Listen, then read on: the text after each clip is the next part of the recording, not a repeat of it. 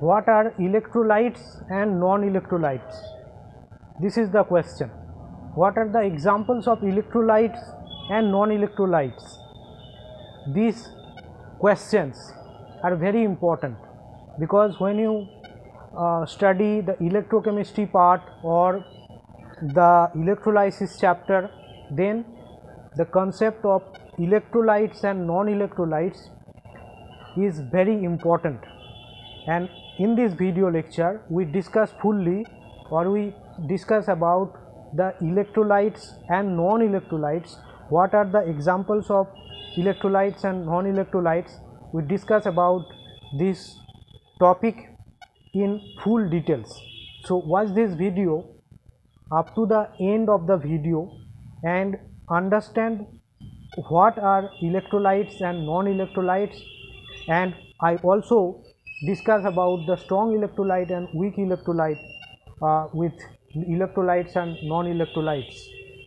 Okay, so before starting the discussions regarding this electrolytes and non-electrolytes, I would like to remind you that if you are watching first video from this channel, then you subscribe this channel and hit the notification button to get the new video upload notification.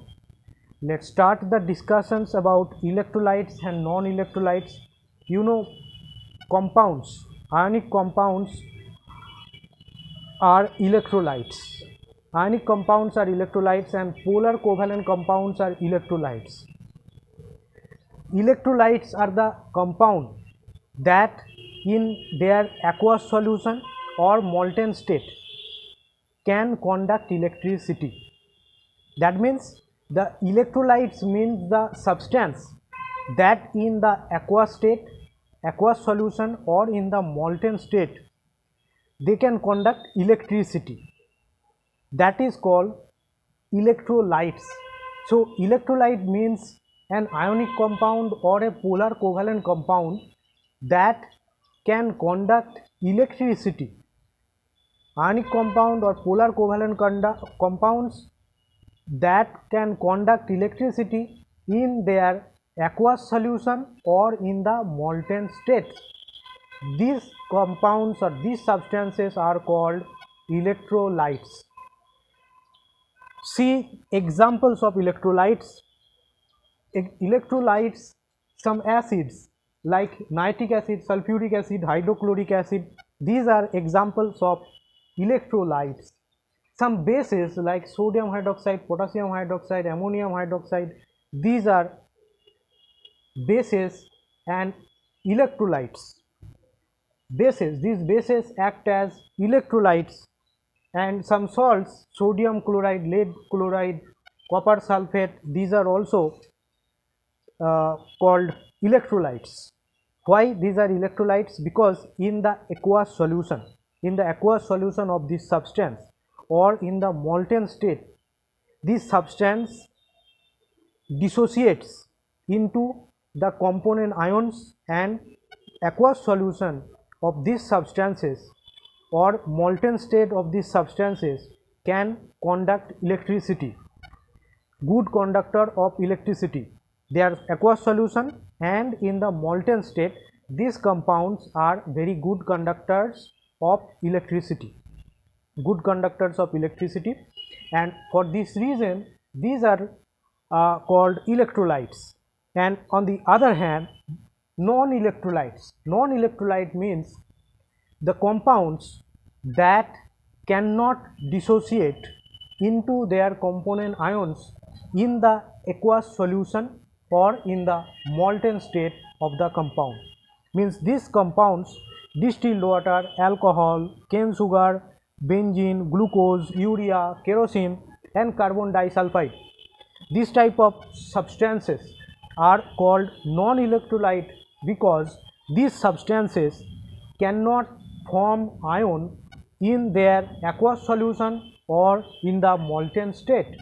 In the molten state or in the aqueous solution, these non-electrolytes cannot form any ion, and as a result aqueous solution or in the molten state of this non-electrolyte substance is poor conductor of bad conductor of electricity, not poor, this is bad conductor of electricity.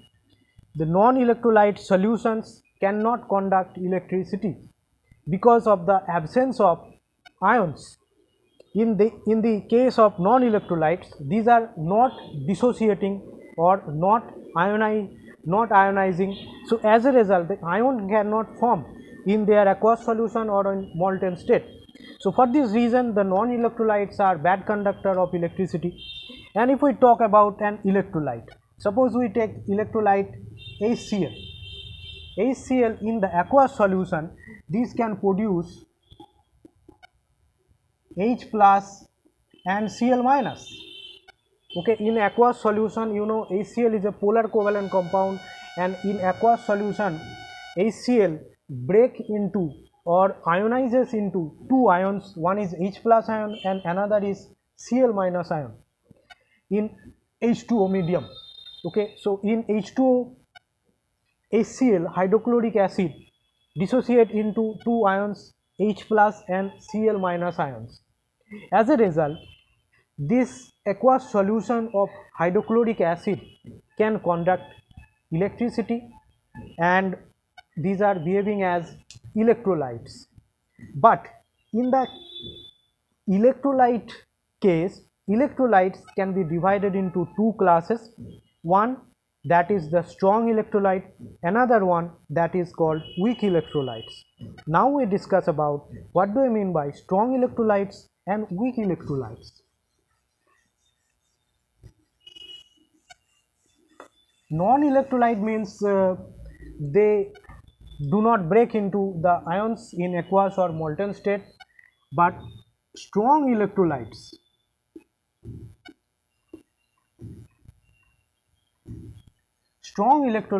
are completely dissociate. Suppose sodium chloride, when we add sodium chloride to water in aqueous solution of sodium chloride, it is 100%, it is dissociated 100%. 100% of NaCl compound is dissociated in its aqueous solution to its component ion sodium plus and Cl minus, and this is called the strong electrolyte. Strong electrolyte almost completely ionized in their aqueous solution or in the molten state. But in case of weak electrolyte,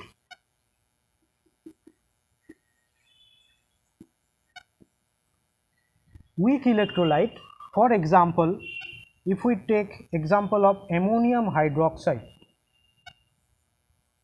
ammonium hydroxide is an example of weak electrolyte. It is partially breaking into the two ions, ammonium ions and hydroxyl ions. Ammonium hydroxide is a weak base and weak electrolyte. It produces this ion only partially. Partial means ammonium hydroxide partially dissociates, or you can say dissociates into two ions, ammonium ion and hydroxyl ions, OH minus ion, hydroxyl ion, by partially dissociation of the ammonium hydroxide molecules. Okay, so this one is called weak electrolyte. Weak electrolyte are examples of weak, you can say